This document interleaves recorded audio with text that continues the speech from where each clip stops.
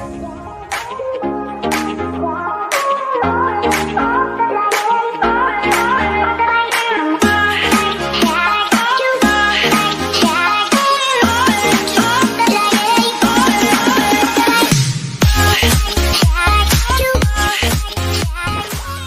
Kamus Besar Bahasa Indonesia, kata pencerahan atau kata benda artinya proses, cara, perbuatan mencerahkan. Kata mencerahkan dalam kata kerja mengandung makna menjadikan atau menyebabkan cerah atau tidak suram, jernih, dan sebagainya. Pencerahan dalam konsep dan pemikiran Muhammadiyah sepenuhnya bertumpu pada nilai ajaran Islam sehingga dapat dimaknai sebagai pencerahan Islam, bukan pencerahan yang lain. Dalam makna ini, pencerahan dan gerakan pencerahan dapat dikatakan sebagai misi dakwah dan tajdid Muhammadiyah untuk mengeluarkan umat manusia dari segala bentuk kegelapan dalam hidupnya menuju pada cahaya yang terang, bersinar dan berkilau, cerah dalam hidayah Allah Subhanahu wa taala, risalah Islam yang dibawa Nabi Muhammad dan diwujudkan dalam kehidupan umat selama 23 tahun di Makkah dan Madinah serta meluas ke seluruh Jazirah Arabia, tidak lain merupakan risalah pencerahan Islam. Dalam pernyataan pikiran Muhammad Syiah abad kedua, hasil Muktamar 1 abad tahun 2010 di Yogyakarta, secara resmi bahkan disebutkan bahwa Muhammadiyah pada abad kedua berkomitmen kuat untuk melakukan gerakan pencerahan. Dalam konteks gerakan Muhammadiyah, pemakaian makna pencerahan menjadi gerakan pencerahan terkandung maksud memberikan tekanan, penguatan, pendalaman, dan pengembangan pada misi Muhammadiyah yang menjalankan dakwah dan tajdid untuk mengeluarkan umat manusia dari segala bentuk kegelapan hidup menuju keadaan yang lebih baik dalam segala dimensinya sesuai dengan nilai ajaran Islam yang menjadi landasan dan orientasi gerakan ini sebagai gerakan Islam. Dalam Muhammadiyah, gerakan pencerahan satu nafas dengan gerakan dakwah dan gerakan tajdid yang menjadi misi utama gerakan Islam ini, yang dalam khazanah luas dikenal sebagai gerakan tajdid atau gerakan pembaruan, gerakan Islam modern, gerakan Islam reformasi, dan kini gerakan Islam berkemajuan. Islam pencerahan. Islam adalah agama yang mencerahkan kehidupan umat manusia atau din at-tanwir. Kehadiran Islam membawa misi penting untuk mengeluarkan umat manusia dari segala bentuk kegelapan atau kejahiliahan menuju pada petunjuk atau jalan ajaran Allah yang terang benderang. Takhrij min al-dhulumat ila al-nur. Quran Surah Al-Baqarah ayat 257. Allah berfirman dalam Al-Quran yang artinya Allah pelindung orang-orang yang beriman. Dia mengeluarkan mereka dari kegelapan atau kekafiran kepada cahaya atau iman, dan orang-orang yang kafir, pelindung-pelindungnya ialah syaitan yang mengeluarkan mereka daripada cahaya kepada kegelapan atau kekafiran. Mereka itu adalah penghuni neraka, mereka kekal di dalamnya. Quran Surah Al-Baqarah Surah 2 ayat 257. Al-Nur atau cahaya dalam sejumlah ayat menurut banyak tafsir Al-Quran ialah petunjuk Allah kepada umat manusia sehingga mereka terang benderang berada dalam kebenaran, kebaikan, kemuliaan, keutamaan, dan hal-hal yang positif lainnya menurut ajaran Islam dan kebajikan sunnatullah. Dalam sebuah hadis, Nabi bersabda yang artinya sesungguhnya Allah menciptakan makhluknya dalam kegelapan. Kemudian Allah memberi cahayanya kepada mereka. Barang siapa mendapat cahayanya pada saat itu berarti ia telah mendapat petunjuk, dan barang siapa tidak mendapatkannya berarti ia telah sesat. Cahaya yang terang benderang adalah cahaya dari Allah, yakni hidayah dan ajaran ilahi untuk menyinari umat manusia. Allah lah sumber cahaya segala kebenaran, kebaikan, dan keutamaan. Dengan demikian dapat dikatakan Allah zat maha pencerah dan sumber pencerah yang hakiki.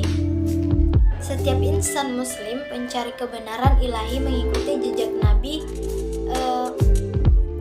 yang mengeluarkan mengeluarkan dirinya dari segala bentuk kegelapan atau kejahiliahan menuju kehidupan yang cerah dan dalam petunjuknya. Mereka itulah yang memperoleh cahaya pencerahan nan sejati. Menurut Quraisy Shihab, kata nur dengan merujuk pada surat An-Nur ke-35 mengandung sejumlah makna esensi. Nur adalah cahaya atau sinar yang dapat dilihat secara lahir. Langit dan bumi disinari cahaya oleh Allah, sedangkan yang imateri ialah kebenaran, keimanan, pengetahuan, dan lain-lain yang dirasakan oleh mata hati. Nur adalah hidayah dan petunjuk Allah atau dampak hasil dari petunjuk itu. Terdapat pula 11 makna nur, yakni agama Islam, iman, pemberi petunjuk, Nabi Muhammad SAW, cahaya siang, cahaya bulan, cahaya yang menyertai kaum mukminin ketika menyeberang sirat atau titian, penjelasan halal dan haram dalam Taurat, Injil, Al-Quran, dan keadilan. Sedangkan menurut Ibnu Arabi, nur Allah ialah pemberi hidayah bagi penghuni langit dan bumi, pemberi cahaya, penghias yang zahir tampak jelas, pemilik cahaya tapi bukan cahaya yang dikenal. Pesan-pesan Islam yang lainnya dapat menunjuk pada pesan pencerahan seperti perintah Iqra, Quran Surah Al-Alaq 1-5, Al-Quran sebagai hidayah, bayan, Furqan, Quran Surah Al-Baqarah ayat 189 agar setiap umat mengubah nasib dirinya dan memperhatikan masa depan, Quran Surah Ar-Ra'd ayat 11, Al-Hasyr ayat 18 membebaskan kaum du'afa mustadafin, Quran Surah Al-Maun 1-7, Al-Balad 11-16, dan seterusnya, menjadi khilafah di muka bumi untuk membangun dan tidak untuk merusak. Quran Surah Al-Baqarah ayat 30, Quran Surah Hud ayat 61, Al-Baqarah ayat 11, dan seterusnya, menunjukkan pesan imperatif Allah bahwa ajaran Islam menawarkan pencerahan bagi umat manusia semesta. Islam mengajarkan agar umatnya menjadi khaira ummah. Quran Surah Ali Imran ayat 110 menjadi generasi ulul albab. Quran Surah Ali Imran ayat 190-191 dan pandai membaca tanda-tanda zaman. Quran Surah Iqra ayat 1-5 menjadi khalifah di muka bumi. Quran Surah Al-Baqarah ayat 30, Quran Surah Hud ayat 61 menjadi pelaku perubahan. Quran Surah Al-Ahzab ayat 21 menjadi kelompok yang disadarkan akan masa depan. Quran Surah Al-Hasyr ayat 18 jika dikaitkan dengan konteks turun Al-Quran, ajaran pencerahan dimulai dari perintah Iqra. Quran Surah Al-Alaq ayat 96, kala itu penduduk Arab terlibat al-Ummiyun dan hanya ada sekitar 17 orang yang bisa baca tulis, termasuk di dalamnya pada pemuda Umar bin Khattab. Iqra adalah penanda kemajuan peradaban bangsa melalui kegiatan membaca, menghimpun, berpikir, mengkaji, meneliti, dan segala wujud pekerjaan akal pikiran yang seluas-luasnya, termasuk membaca ayat-ayat kuniyah di alam semesta. Dari kerja Iqra lahir sebagai rupa ilmu pengetahuan dan karya-karya pikiran untuk memahami hakikat kehidupan. Ajaran pencerahan lain dapat dirujuk pada kehadiran Islam untuk mengangkat harkat martabat perempuan. Ketika bangsa Arab merendahkan dan menistakan kaum perempuan, bahkan juga kaum laki-laki yang dianggap rendah dengan diadakannya budak, maka Nabi dengan ajaran Islam membebaskannya. Perempuan itu martabatnya sama dengan laki-laki, keduanya selaku insan fi ihsan at-takwin, yakni sebaik-baik ciptaan Allah. Quran Surat At-Tin ayat 95. Islam mengajarkan kesamaan atau al-musawah dan keadilan atau al-adalah, serta tidak mengajarkan diskriminasi.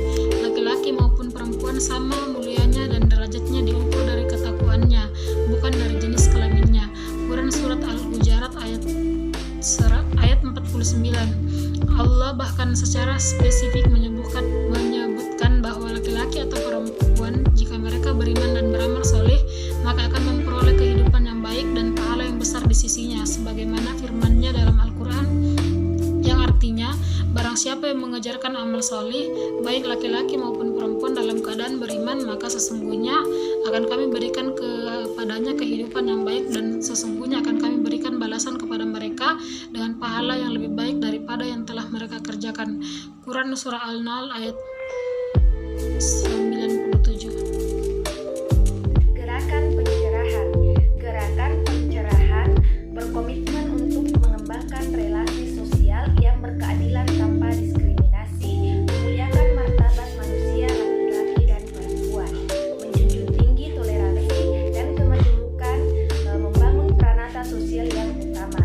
Dengan gerakan pencerahan, Muhammadiyah terus bergerak dalam mengembangkan misi dakwah dan tajdid untuk menghadirkan Islam sebagai ajaran yang mengembangkan sikap tengahan atau wasitiyah, membangun perdamaian, menghargai kemajemukan, menghormati harkat martabat kemanusiaan laki-laki maupun perempuan, mencerdaskan kehidupan bangsa, menjunjung tinggi akhlak mulia dan memajukan kehidupan umat manusia. Komitmen Muhammadiyah tersebut menunjukkan karakter gerakan Islam yang dinamis dan progresif dalam menjawab tantangan zaman. Dalam gerakan pencerahan, Muhammadiyah memaknai dengan mengaktualisasikan jihad sebagai ikhtiar, mengerahkan segala kemampuan badlul judi untuk mewujudkan kehidupan seluruh umat manusia yang maju, adil, makmur, bermartabat dan berdaulat. Umat Islam dalam berhadapan dengan berbagai permasalahan dan tantangan kehidupan yang kompleks dituntut untuk melakukan perubahan strategi dari perjuangan melawan suatu al-jihad li al-mu'aradah kepada perjuangan menghadapi sesuatu al-jihad li al-muwajahah dalam memberikan jawaban-jawaban alternatif yang terbaik untuk mewujudkan kehidupan yang lebih utama. Dalam perspektif kosmopolitanisme yang melahirkan relasi umat manusia yang semakin mendunia, Muhammadiyah sebagai bagian integral dari warga semesta dituntut komitmennya untuk menyebarluaskan gerakan pencerahan bagi terbentuknya wawasan kemanusiaan universal yang menjunjung tinggi perdamaian, toleransi, kemajemukan, kebajikan, keadaban, dan nilai-nilai yang utama. Konsep Muhammadiyah tentang Islam agama berkemajuan. Islam adalah agama wahyu yang sempurna dan paripurna. Islam memiliki landasan yang kokoh karena sebagai agama yang diturunkan Tuhan, Al-Fitrah Al-Munajalah, kompatibel dengan hakikat dan potensi dasar manusia yang dianugerahi Allah, fitrah beragama, fitrah al-maqbulah, sehingga agama ini disebut sebagai agama fitrah, sebagaimana firman Allah yang artinya, maka hadapkanlah wajahmu dengan lurus kepada agama Allah, tetaplah atas fitrah Allah yang telah menciptakan manusia menurut fitrah itu. Tidak ada perubahan pada fitrah Allah, itulah agama yang lurus, tetapi kebanyakan manusia tidak mengetahuinya. Ar-Rum ayat 30. Islam mengajarkan agar manusia mengurus dunia dan menjadikannya sebagai majrat al-akhirat atau ladang akhirat. Islam memerintahkan umatnya 8 aktualitas. Islam berkemajuan untuk merencanakan masa depan sebagai bagian tidak terpisahkan dari bertakwa.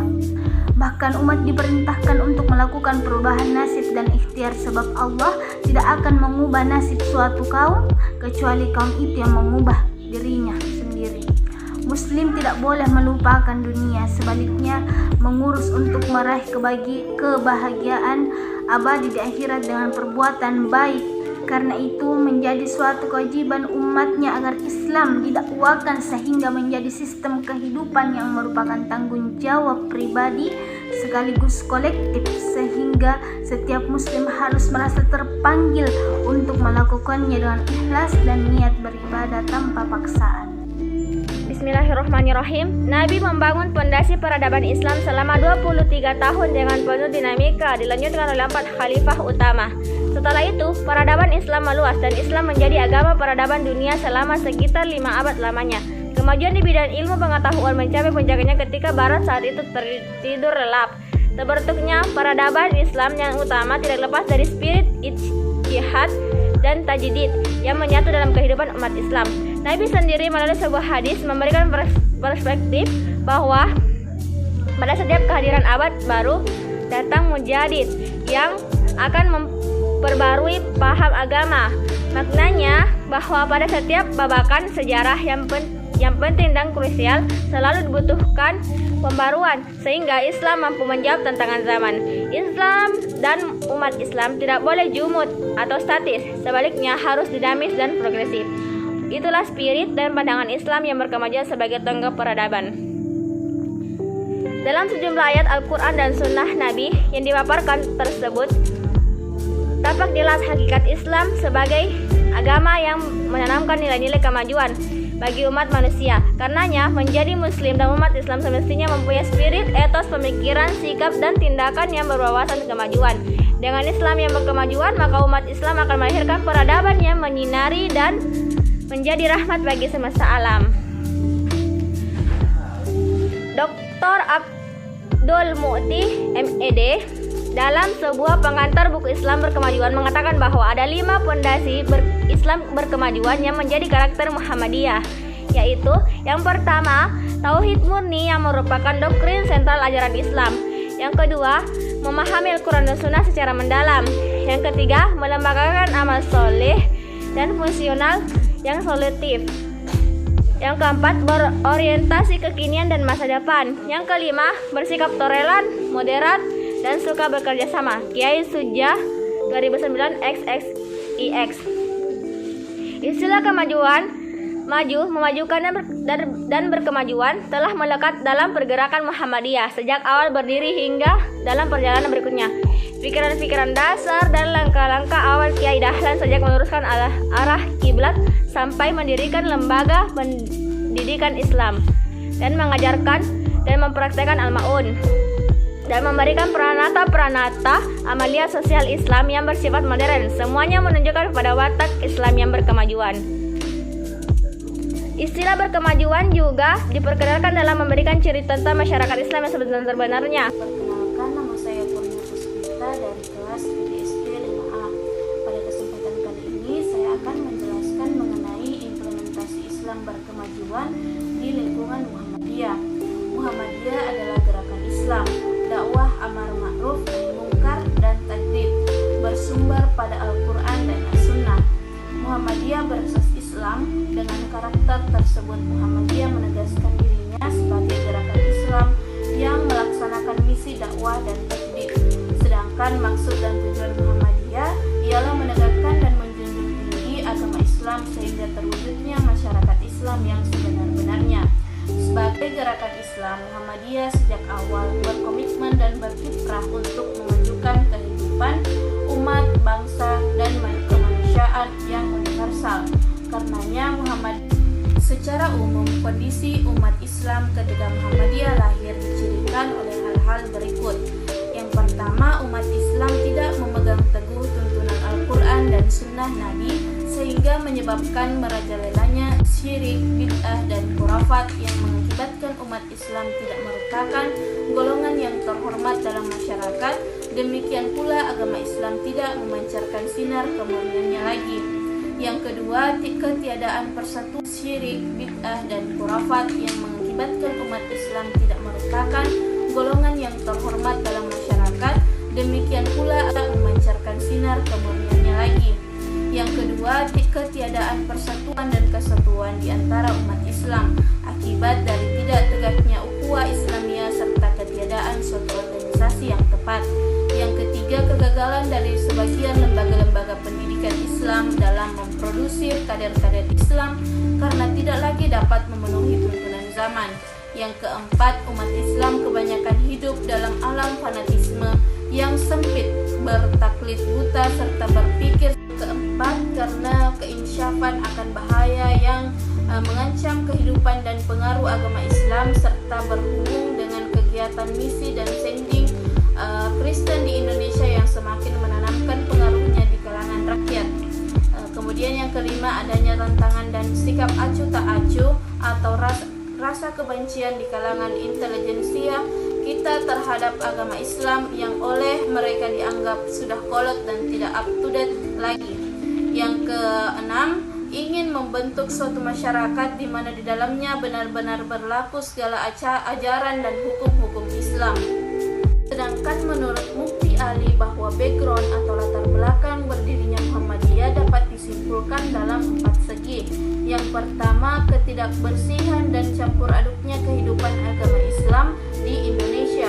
Yang kedua, ketidakefektifannya lembaga-lembaga pendidikan agama. Dan yang ketiga, aktivitas dari misi-misi Katolik dan juga Protestan. Dan yang keempat, sikap acuh tak acuh malah kadang-kadang merendahkan dari golongan intelijensi terhadap Islam. Dengan melatar belakangi sosiologi yang demikian, maka kelahiran Muhammadiyah menurut Mufti Ali memiliki misi, gerakan, dan orientasi amaliyah sebagai berikut. Membersihkan Islam di Indonesia dari pengaruh dan kebiasaan yang bukan Islam. Yang kedua, reformulasi doktrin Islam, reformulasi ajaran dan pendidikan Islam. Dan yang terakhir, mempertahankan Islam dari pengaruh dan serangan luar.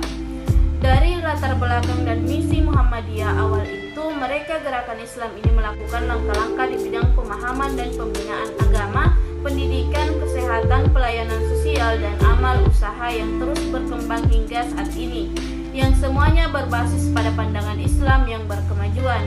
Karena itu, masyarakat luas menilai dan menjuluki Muhammadiyah sebagai gerakan Islam reformis, modernis, dan istilah sejenis lainnya yang mengandung esensi Islam yang berkemajuan. Nah, selanjutnya atau yang terakhir adalah implementasi Islam berkemajuan di lingkungan Muhammadiyah. Nah, sebagaimana kita tahu adalah Muhammadiyah adalah gerakan Islam dakwah amar ma'ruf nahi munkar dan tajdid. Nah, bersumber pada Al-Qur'an dan Al-Sunnah. Nah, Muhammadiyah berasaskan Islam. Dengan karakter tersebut, Muhammadiyah menegaskan dirinya sebagai gerakan Islam yang melaksanakan misi dakwah dan tajdid. Sedangkan maksud dan tujuan Muhammadiyah ialah menegakkan dan menjunjung tinggi agama Islam sehingga terwujud masyarakat Islam yang sebenar-benarnya. Dari latar belakang dan misi Muhammadiyah awal itu, maka gerakan Islam ini melakukan langkah-langkah di bidang pemahaman dan pembinaan agama, pendidikan, kesehatan, pelayanan sosial, dan amal usaha yang terjadi sampai saat ini. Nah, menurut Dr. Haji Haidar Nasir MSI, dalam usaha mengimplementasikan pandangan Islam yang berkemajuan dapat dilakukan hal-hal berikut. Yang pertama itu kita dapat melakukan pemahaman pandangan Islam yang berkemajuan. Selanjutnya yang kedua, pengembangan tradisi keilmuan. Yang ketiga adalah memasyarakatkan pandangan Islam yang berkembang keluar. Nah, untuk selanjutnya selalu memperbaiki amalia Islam. Dan yang keempat, mengimplementasi dalam praktis gerakan. Yang terakhir adalah Islam diimplementasikan sebagai agama yang memuliakan perempuan. Sekian dari saya, terima kasih. Assalamualaikum warahmatullahi wabarakatuh.